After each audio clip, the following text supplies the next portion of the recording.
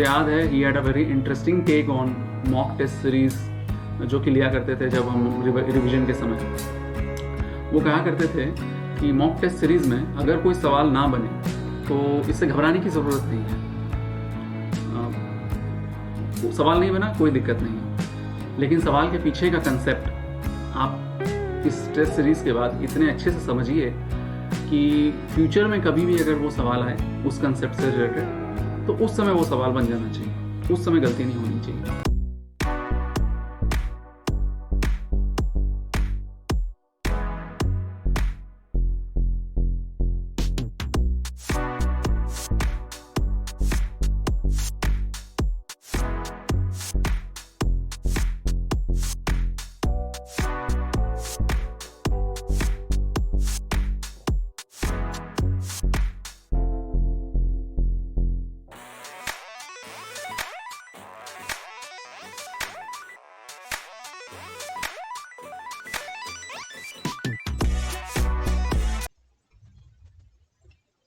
चलिए अभी स्टार्ट करते हैं अपन हीट ट्रांसफर।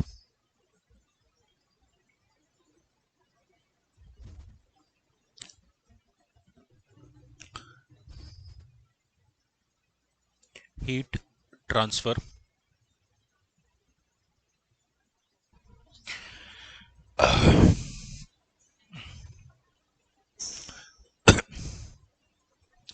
बच्चों, हीट ट्रांसफर तो हम लोग जब थर्मोडायनामिक्स पढ़े थे तभी भी हमने हीट ट्रांसफर पढ़ा था। वहां पे थर्मोडायनामिक्स जब हम पढ़े थे तो हमने देखा था कि किस डायरेक्शन में हीट फ्लो करेगा, कितना हीट फ्लो करेगा। तो फिर हीट ट्रांसफर अलग सब्जेक्ट की क्या जरूरत है?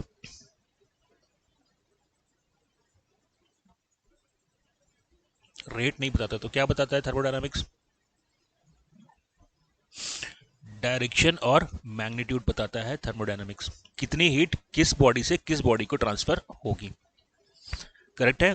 किस डायरेक्शन में ट्रांसफर होगा वो मेरे को थर्मोडायनामिक्स बताता है, लेकिन किस रेट से होगा, यानी कि ये हीट ट्रांसफर कितने देर में कंप्लीट होगा, ये थर्मोडायनामिक्स में पता नहीं चलता। उसके लिए हमको मोड ऑफ हीट ट्रांसफर पढ़ने पड़ेंगे। तो बेसिकली थर्मोडायनामिक्स, अगर हम थर्मोडायनामिक्स की बात करें तो thermodynamics gives the direction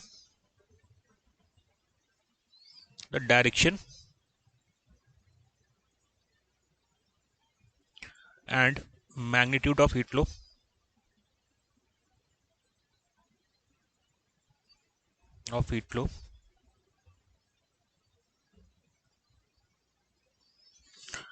whereas heat transfer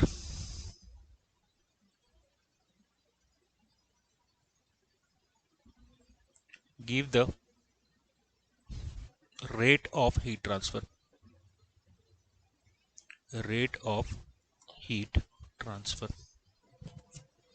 तो कितना हीट ट्रांसफर होगा ये अपने को थर्मोडायनामिक्स से मालूम चलेगा, लेकिन कितने देर में होगा, किस रेट से होगा, ये हमको हीट ट्रांसफर सब्जेक्ट में पता चलेगा।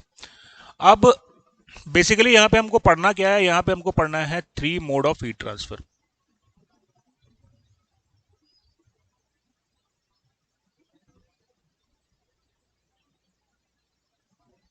There are 3 modes of heat transfer. क्या क्या है वो? कंडक्शन, कन्वेक्शन और रेडिएशन। सब जानते हैं। Conduction, second convection,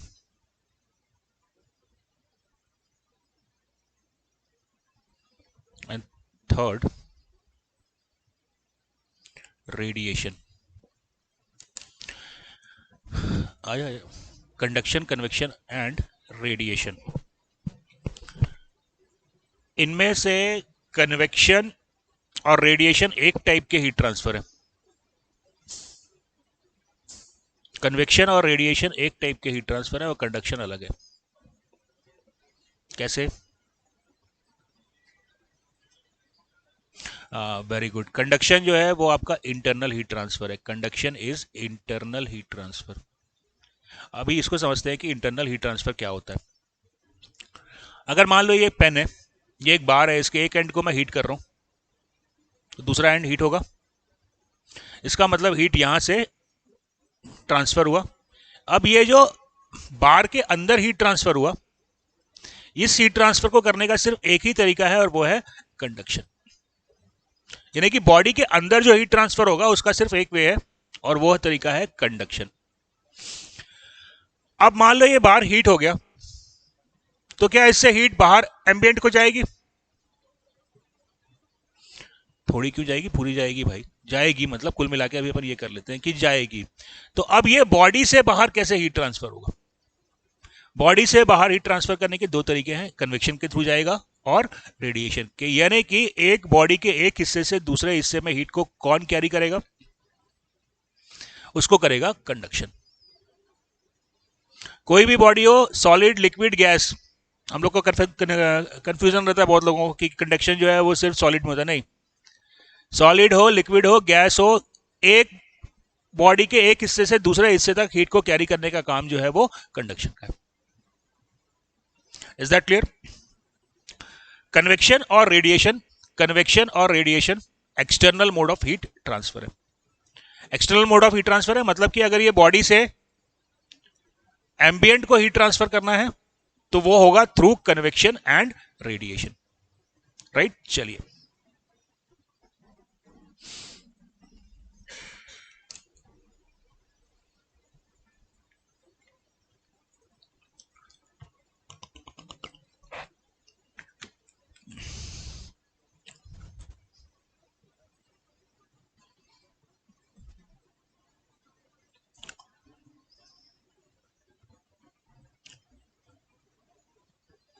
internal heat transfer, that is क्या बोलते हैं इसको? क्या? हाँ, conduction. Conduction heat transfer, heat transfer takes place one part of body to other। एक हिस्से से बॉडी के दूसरे हिस्से तक हीट ले जाने का जो काम है that is done by the internal heat transfer और कंडक्शन। एक्सटर्नल हीट ट्रांसफर क्या होता है?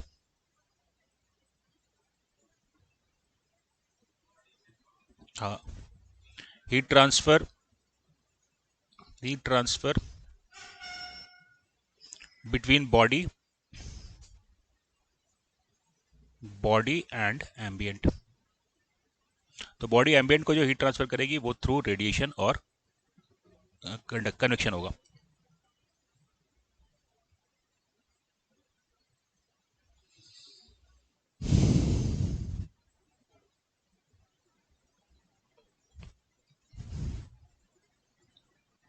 चलिए ब्रीफ में आज अपन पहले क्या क्या हीट ट्रांसफर के मोड होते हैं उनको समझ लेते हैं।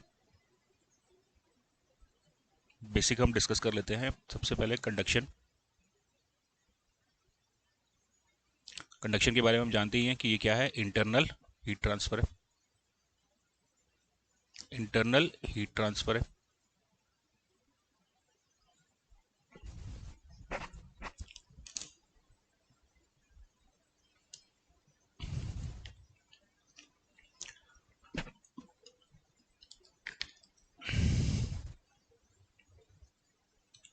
Conduction heat transfer, conduction heat transfer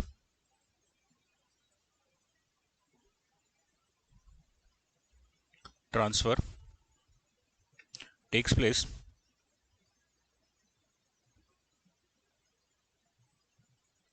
due to the free electrons and lattice vibration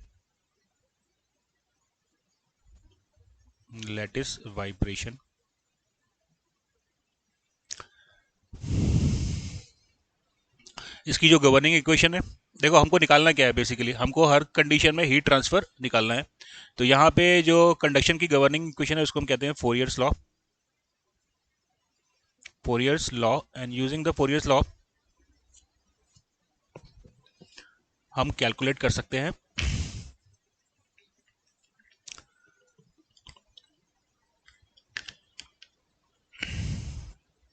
conduction heat transfer, that is heat flux Q is equals to minus K del T by del x.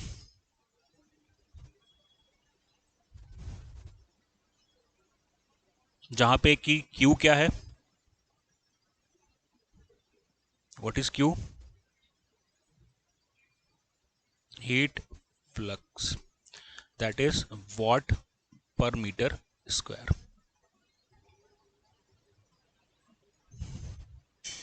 K thermal conductivity,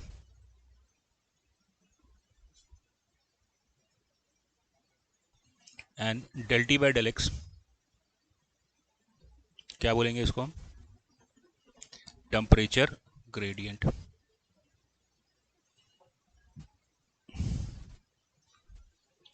तो अगर मेरे को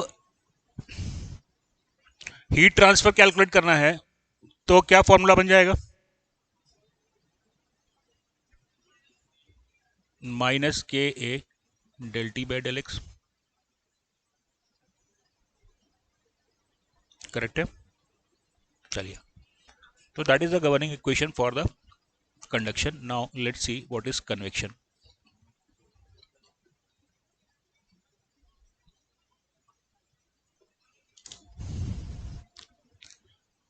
अच्छा, conduction,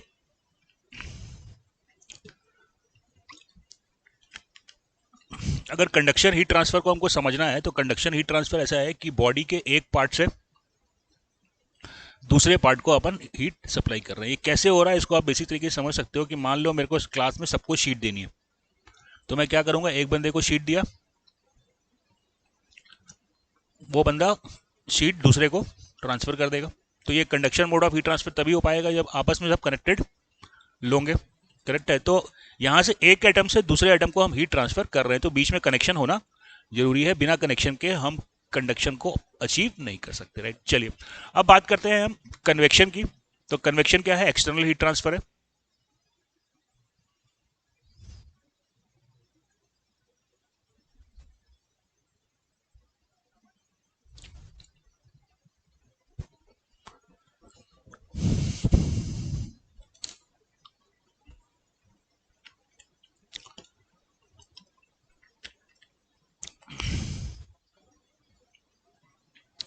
देखो, अब convection heat transfer कैसे होता है इसको अपन समझ लेते हैं। मान लो एक सरफेस है,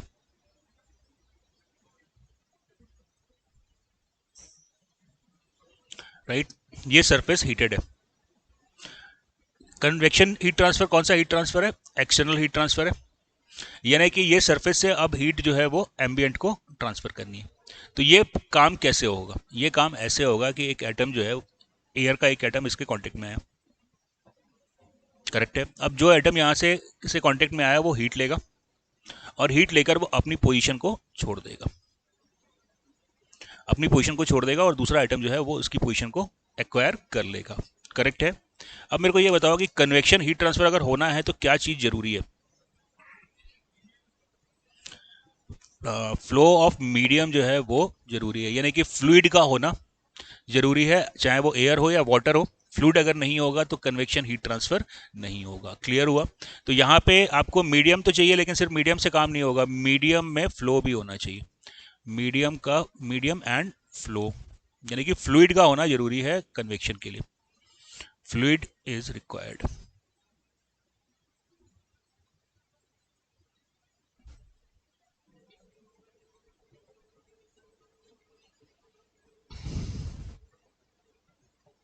राइट?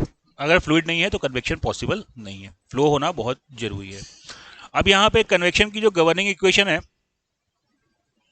कन्वेक्शन की जो गवर्निंग इक्वेशन है दैट इज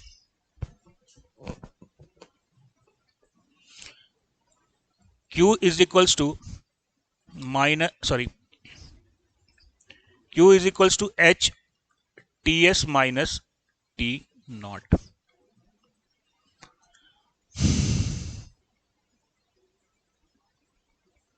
क्लियर दोस्तों? अब यहां पे H को हम बोलते हैं हीट ट्रांसफर कोफिशिएंट। क्या यूनिट होगा इसका?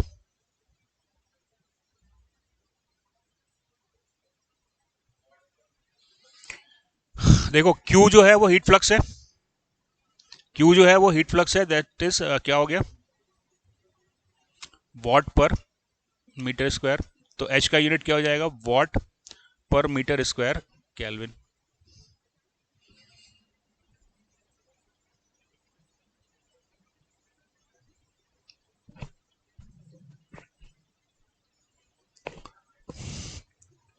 TS सरफेस टेम्परेचर,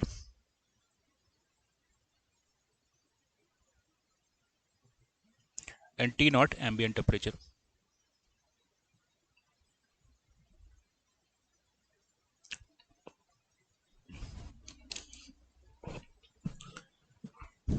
दोस्तों कन्वेक्शन अगर हो रहा है तो फ्लो ऑफ मीडियम मस्ट है। अगर फ्लूइड है भी लेकिन वो फ्लो नहीं कर रहा तो हीट ट्रांसफर जो है वो कन्वेक्शन से नहीं होगा। कन्वेक्शन के लिए देखो, ये एटम जो यहाँ पे आया सरफेस के कांटेक्ट में, इसने हीट कैसे लिया, इसने इस सरफेस से जो हीट लिया है वो थ्रू कंडक्शन लिया। अब इसको कन्वेक्शन क्यों बोल रहा हूं, क्योंकि ये कंडक्शन से इस एटम ने हीट ले लिया और अपनी जगह को खाली कर दिया। Is that clear? तो सिर्फ एयर होना या फ्लूइड होना सफिशिएंट नहीं है, वहां पे फ्लो भी होना जरूरी है, क्योंकि जब तक फ्लो नहीं होगा तब तक कन्वेक्शन से हीट ट्रांसफर हम नहीं कर पाएंगे। Is that clear? अब फ्लो दो प्रकार से हो सकता है। एक हो सकता है नेचुरल वे में। अब नेचुरल वे में कैसे हुआ? नेचुरल वे में ऐसे हुआ कि ये जो एयर है, मान लो ये यहां से हीट हुई, तो हीट होके ये एयर ऊपर की तरफ चली गई, तो यहां पे जो फ्लो हो रहा है वो नेचुरल वे में हो रहा है। तो अगर फ्लो नेचुरल वे में हो रहा है, तो फ्लो अगर नेचुरल वे में हो रहा है तो उसको हम कहेंगे नेचुरल कन्वेक्शन। दूसरा काम क्या कर सकते हैं अपन, दूसरा अपन यहां पे एक पंखा लगा देते हैं, अपन एक फैन लगा देते हैं, और इस फैन से हम फोर्स कर रहे हैं फ्लूइड को फ्लो करने के लिए। तो कन्वेक्शन बेसिकली दो हिस्सों में डिवाइड हो गया। फर्स्ट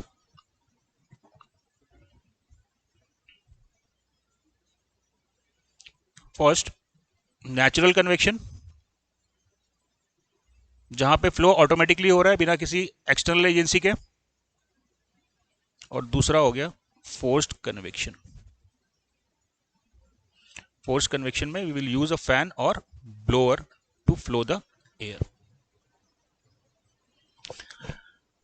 दोस्तों अब अगर अपन बात करें कन्वेक्शन में गेट में क्या पूछता है, तो अगर आप किताब देखोगे तो कन्वेक्शन आपको बहुत मुश्किल टॉपिक लगेगा, लेकिन गेट के पॉइंट ऑफ व्यू से कंडक्शन बिल्कुल मुश्किल नहीं है।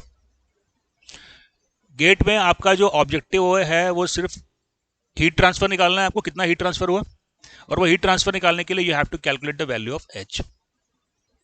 करेक्ट है? अब ये वैल्यू ऑफ एच कैसे निकलेगा वो डिपेंड करेगा कि मेरा कन्वेक्शन नेचुरल कन्वेक्शन है या फोर्स कन्वेक्शन। करेक्ट है? चलिए सिंपल है, अपन बाद में इसको डिस्कस करेंगे। चलिए लास्ट नोट अपन देख लेते हैं, radiation.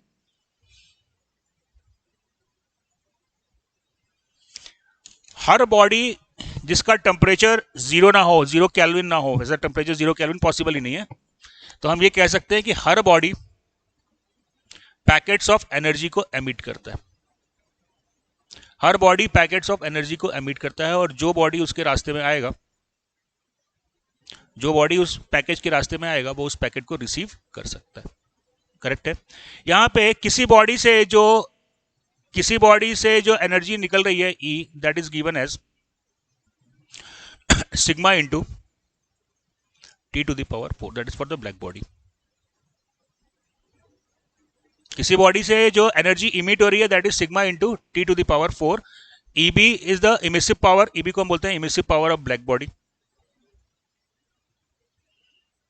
Emissive power of black body.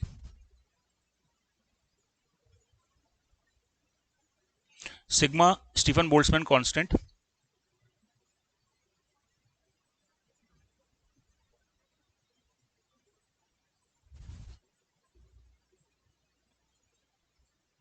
Sigma is Stephen Boltzmann constant,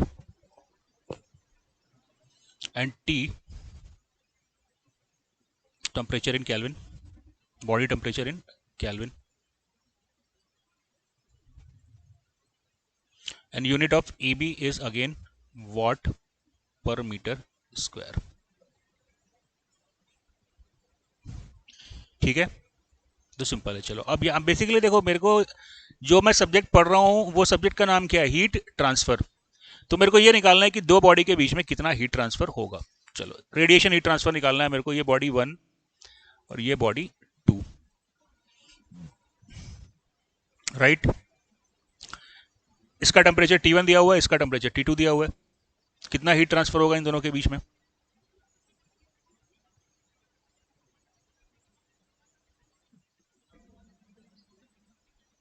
convection की बात नहीं कर रहा हूं मैं, सिर्फ रेडिएशन की बात कर रहा हूं। रेडिएशन में कितना हीट ट्रांसफर होगा? क्या क्या एच क्या है? कुछ भी यार, कहां से एंथैल्पी यहां पे लेके आ गए?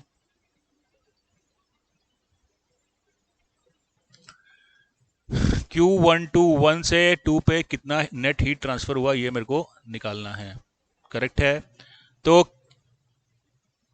1 से कितनी एनर्जी इमिट हो रही है? Sigma A into T1 to the power 4। Correct है।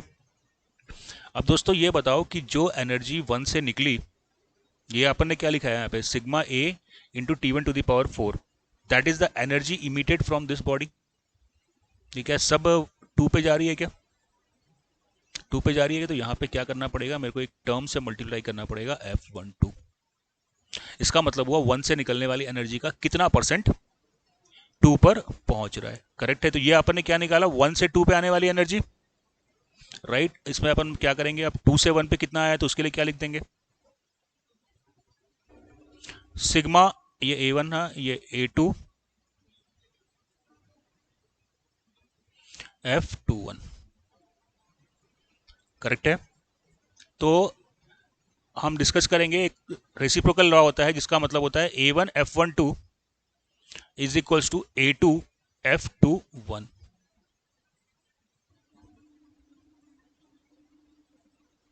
A1 F12 is equals to A2 F21। तो मैं क्या लिख सकता हूं, Q12 इक्वल्स टू सिग्मा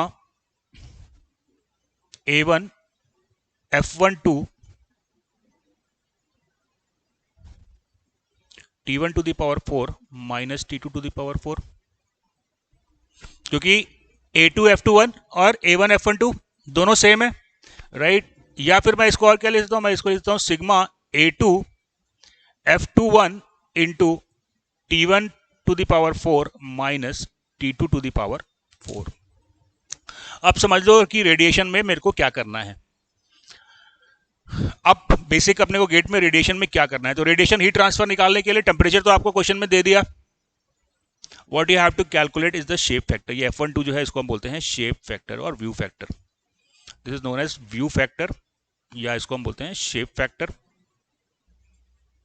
या फिर हम इसको बोलते हैं फॉर्म फैक्टर। Form factor. तो पूरा जो अपना रेडिएशन है उसमें अपनी कहानी यही है कि अपने को शेप फैक्टर कैलकुलेट करना है।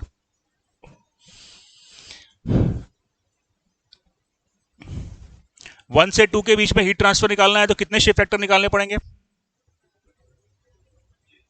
एक जो आपको आसानी से मिल जाए उससे आपका काम सॉल्व हो जाएगा। यदि आपको F12 मिल गया आसानी से तो आप क्वेश्चन सॉल्व कर सकते हो, या आपको 21 मिल गया तो आप क्वेश्चन सॉल्व कर सकते हो। करेक्ट है। कोई भी एक शेप फैक्टर चाहिए मेरे को, आइदर F12 और F21। तो जो आसानी से मिल जाएगा उससे अपन क्वेश्चन को सॉल्व कर सकते हैं। तो बहुत सिंपल सा कॉन्सेप्ट है। चलिए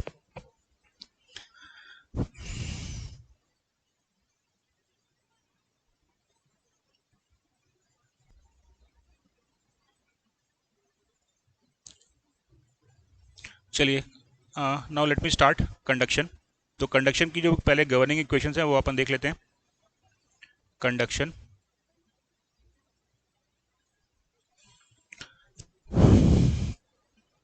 कंडक्शन में सबसे पहले तो हीट ट्रांसफर जो है Q, दैट इज क्या होता है, minus K A del T by del x,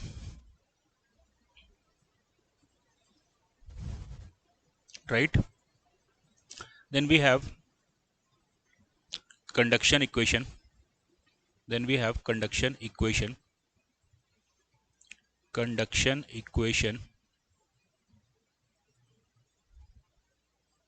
in Cartesian form,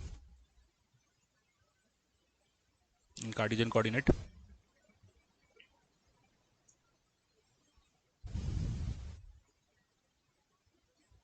note कर लो इसको, del square T by del x square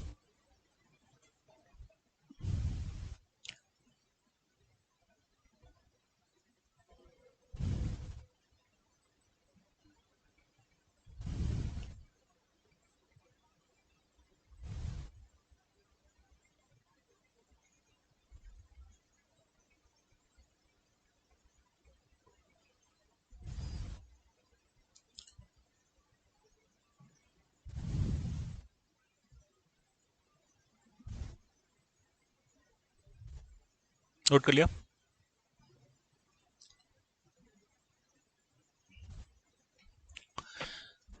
देखो ये जो हमने इक्वेशन लिखी है, ये इक्वेशन वैलिड है जब 3 डायमेंशनल हीट फ्लो होगा। 3 डायमेंशनल हीट फ्लो का मतलब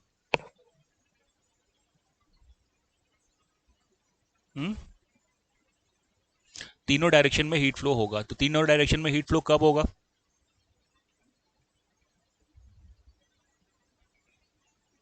क्या मेरे भाई, तीनों डायरेक्शन में हीट फ्लो तभी होगा जब तीनों डायरेक्शन में टेम्परेचर का वेरिएशन होगा, क्योंकि हीट फ्लो का कॉज क्या है? Variation in temperature.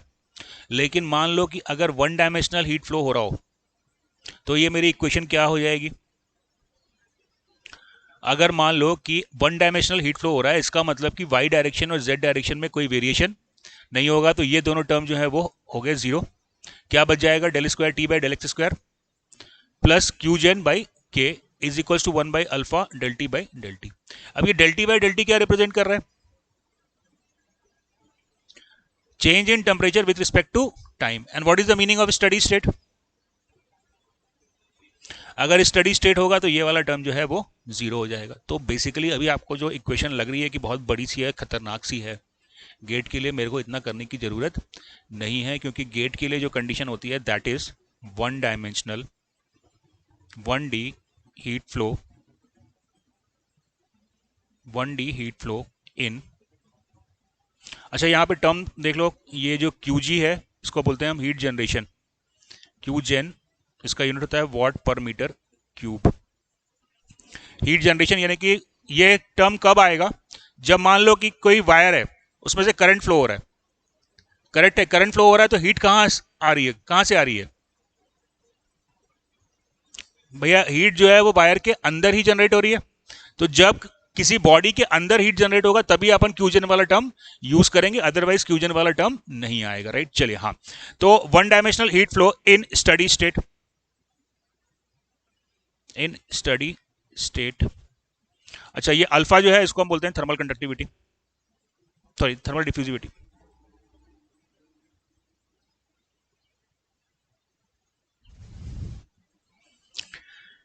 तो 1 dimensional heat flow in steady state होगा तो क्या इक्वेशन आ जाएगी? Del square T by del x square plus Q gen by के equals to 0।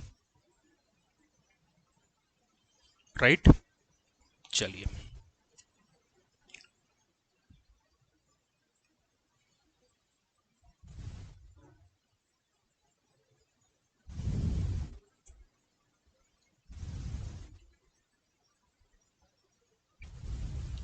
second we have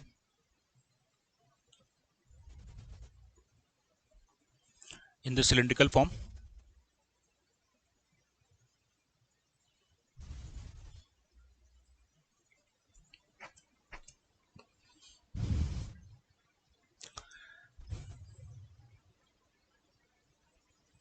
बताओ इसमें अगर 1 डायमेंशनल हीट फ्लो होगा तो क्या इक्वेशन आएगी?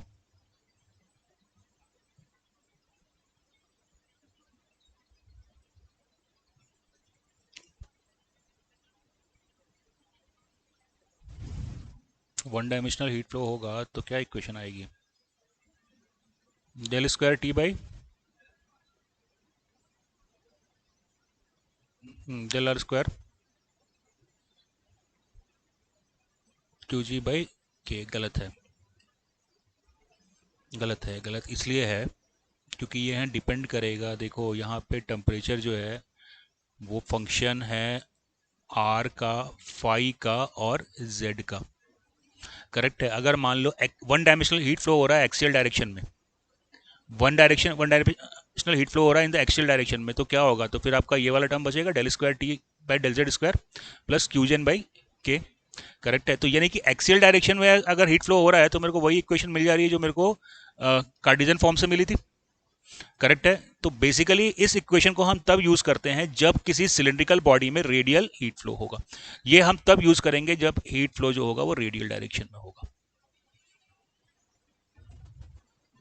और रेडियल डायरेक्शन में हीट फ्लो होगा one dimensional, 1D radial heat flow.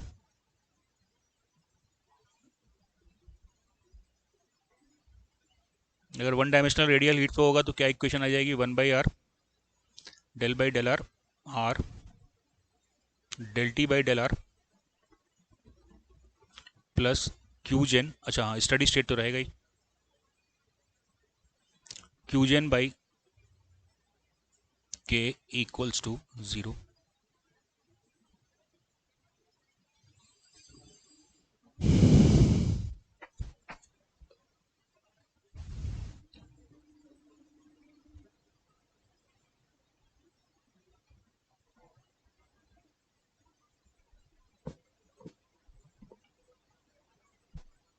Note कर लिया?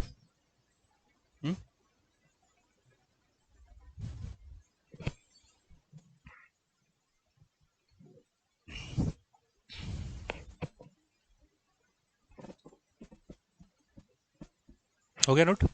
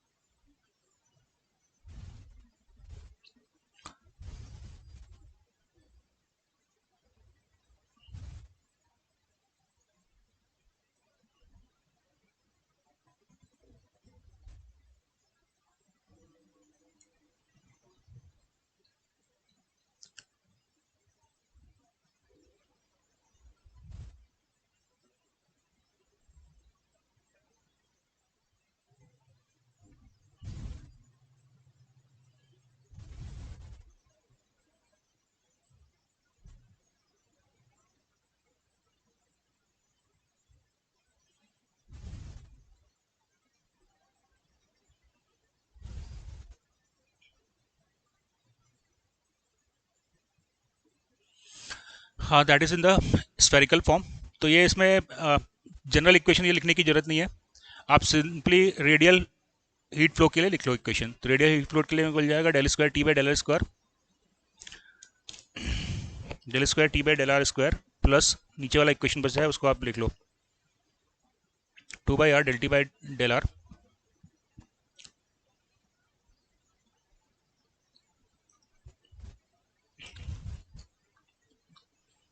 प्लस क्यूजन बाई के।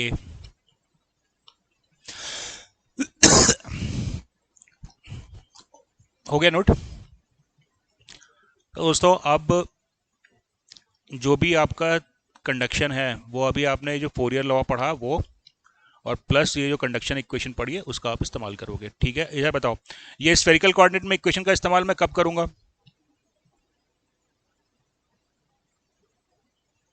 स्फेरिकल फॉर्म में इक्वेशन का इस्तेमाल, इस इक्वेशन का इस्तेमाल मैं कब करूंगा? हाँ, जब बॉडी जो है वो आपकी स्फीयर होगी, जब बॉडी स्फीयर होगी। करेक्ट है। सिलेंड्रिकल फॉर्म में जब रेडियल हीट फ्लो हो रहा हो सिलेंडर से, जब रेडियल हीट फ्लो हो रहा हो सिलेंडर से, तो सिलेंडर ट्रिकल बॉडी के लिए आप ये इक्वेशन को यूज करोगे। करेक्ट है। और इसका इस्तेमाल कहाँ पे होगा? ये इसका इस्तेमाल होगा प्लेन वॉल के लिए।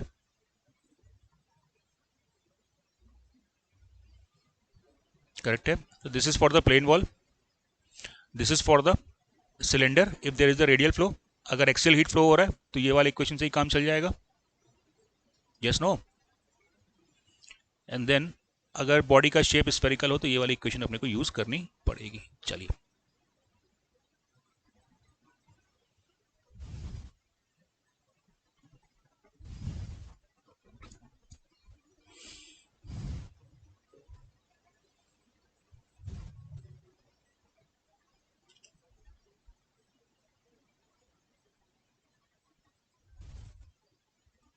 चलिए determine first temperature profile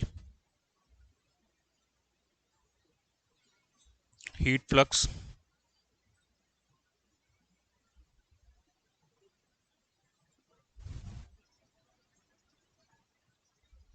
heat transfer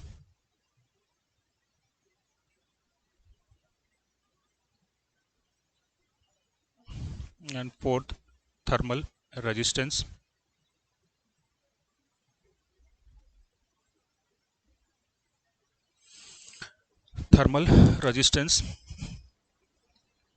for 1D steady state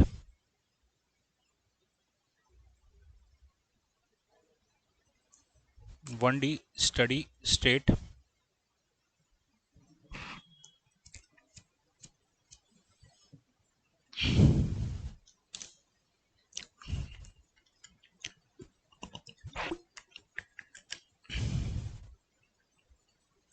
if first plane wall for कर लीजिए की जगह फॉर कर लीजिए for plane wall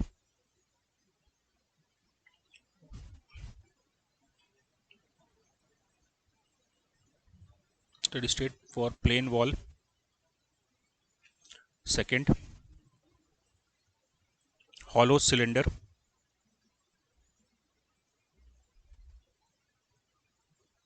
radial heat flow hollow cylinder है और हीट फ्लो जो है वो रेडियल है hollow cylinder radial heat flow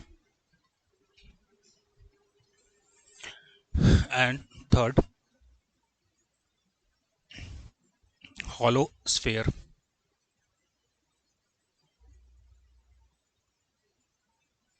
hollow sphere अब यहां पे एक टर्म मेरे को आपको समझाना है that is thermal resistance thermal resistance क्या होता है वो समझ लो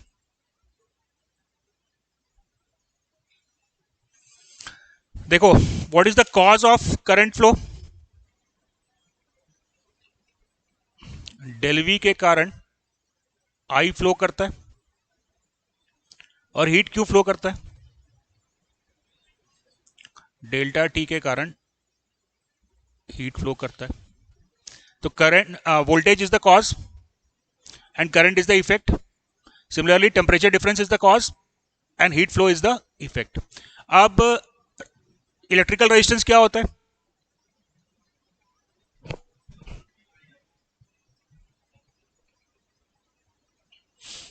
electrical resistance is equal to V by I हो जाता है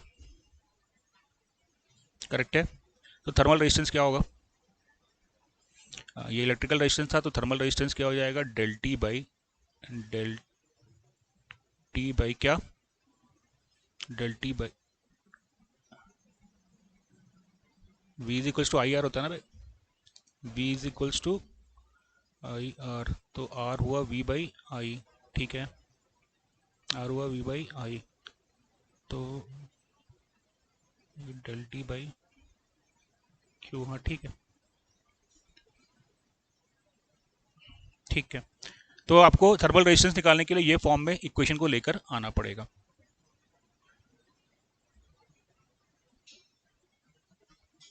या आप इसको बेटर कर लो इस फॉर्म में ले आओ Q is equals to delta T by R तो Q आप अगर निकाल लेते हो तो डेल्टा टी को ऊपर रख के बाकी सारे टर्म को आप डिनोमिनेटर में ले आओगे तो डिनोमिनेटर में जो मिलेगा दैट बिकम्स द रेजिस्टेंस तो फटाफट सॉल्व करो फिर डिस्कस करो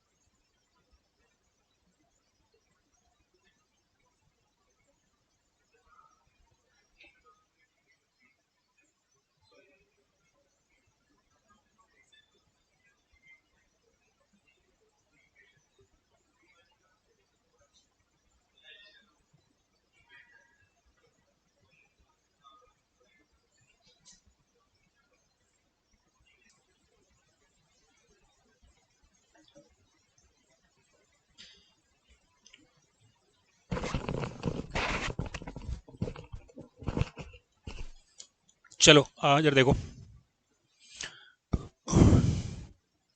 प्लेन वॉल की बात करें, नो टॉकिंग प्लीज। अब इधर देखो, सबसे पहले आपको निकालना है टेम्परेचर प्रोफाइल। कहां से आएगा टेम्परेचर प्रोफाइल?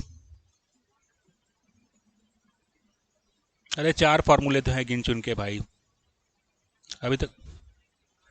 हाँ, 1D है, और क्या है, स्टडी स्टेट है, और हीट जनरेशन के बारे में कुछ मेरे को बोला नहीं है। करेक्ट है। तो plane wall, 1D, steady state and no heat generation.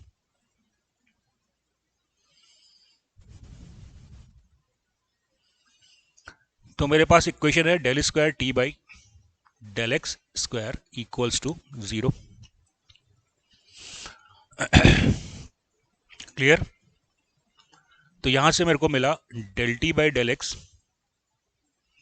is equals to C1, right? And I got T is equals to C1x plus C2। Correct है। तो यदि प्लेन वॉल हो और स्टडी स्टेट हो, नो हीट जनरेशन हो, तो temperature profile आपको कैसे मिलेगा? क्या होगा नेचर उसका? टेम्परेचर प्रोफाइल जो है वो आपको लीनियर मिला, राइट? अब हीट ट्रांसफर हो रहा है तो एक साइड का टेम्परेचर हमने लिया T1, on the other side it is T2।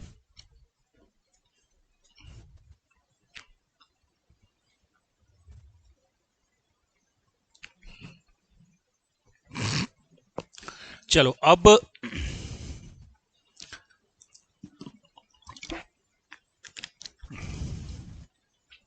मुझे C1 और C2 की वैल्यू निकालनी है, राइट? ये अपन ले लिए इसको x, और ये इसकी थिकनेस को हमने ले लिया L, राइट? तो अब मेरे को क्या बाउंड्री कंडीशन मिल गया?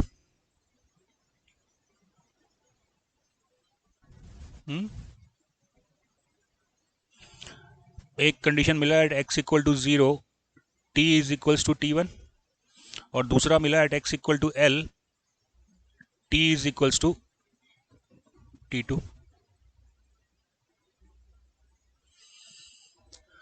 करेक्ट? तो इसको अगर अपन पुट करें तो x इक्वल टू 0 यानी कि C2 की वैल्यू मेरे को मिल गई। x इक्वल टू 0 पे t is equal to T1 है, तो C2 इज इक्वल टू आ गया T1,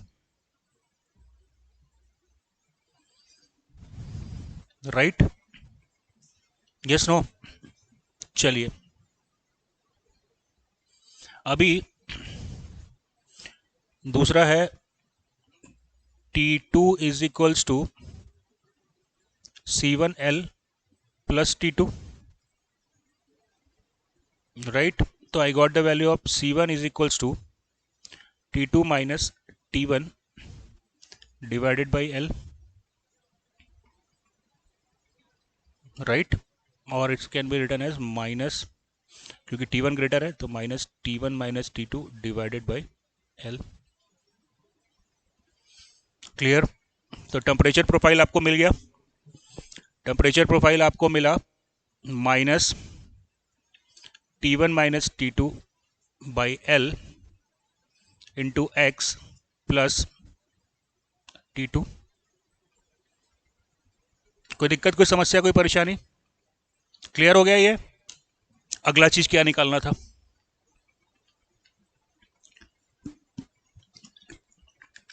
कैसे निकलेगा? कौन सा फॉर्मूला? हाँ जी, तो Q इज इक्वल्स टू होता है minus k del T by del x, correct है? And I have obtain that del T by del x equal to C1, del t by del x equal to C1, so I got Q is equals to K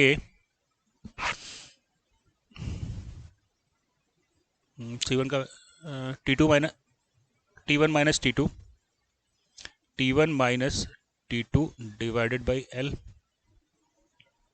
correct है। अब क्या निकालना है, क्या निकालना है मतलब कैपिटल क्यू। तो कैपिटल क्यू के लिए क्या करेंगे अपन, ए मल्टीप्लाई कर दिया तो क्या हो गया, के ए T1 minus T2 divided by L. अब क्या निकालना है आपको, थर्मल रेजिस्टेंस, राइट। तो क्या हो जाएगा थर्मल रेजिस्टेंस, क्या करना है, Q I is equal to क्या होता है, del V by R. Correct है। तो यहां पे मेरे को क्या करना है, Q is equals to del T by R thermal. तो आर थर्मल मेरे को मिल गया।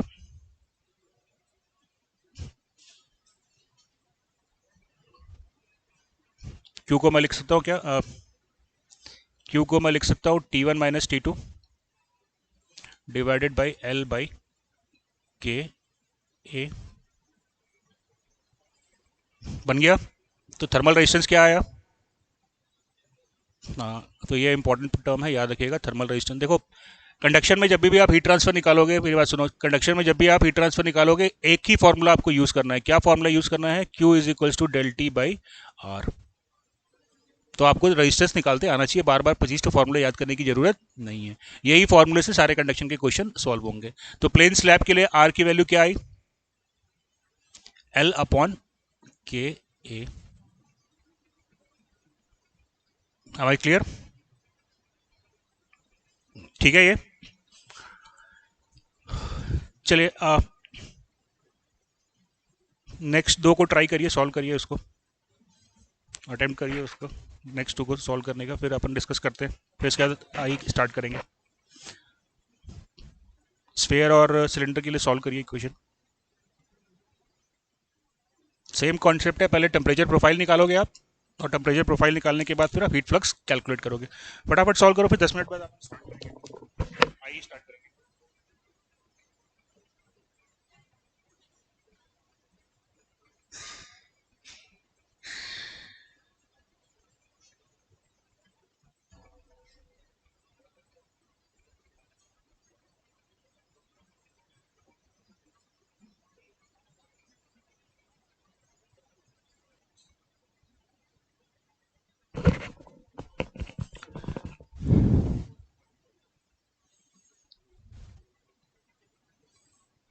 स्फेयर में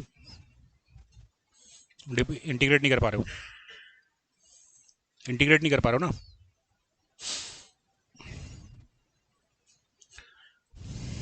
चलो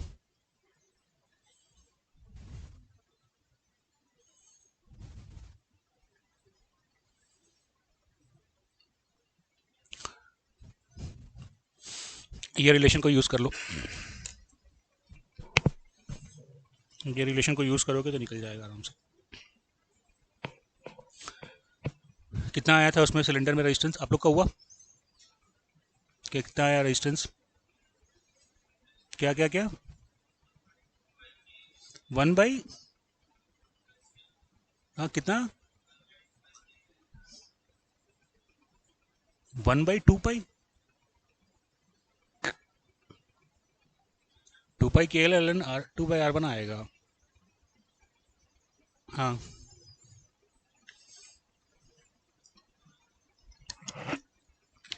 चलो ठीक है, इसको ट्राई करना, कल डिस्कस करेंगे रेजिस्टेंस। चलो 2 पाई के एल, करेक्ट है, के एल एल एन R2/R1, हाँ 2 पाई की 1/, अरे यार ये आ रहा है रेजिस्टेंस, ये आ रहा है resistance R equals to L N R2/R1 divided by 2 pi k L. हाँ अच्छा चलो ठीक है, स्फीयर के लिए भी निकालना, कल डिस्कस करेंगे इसको। चलो अब आप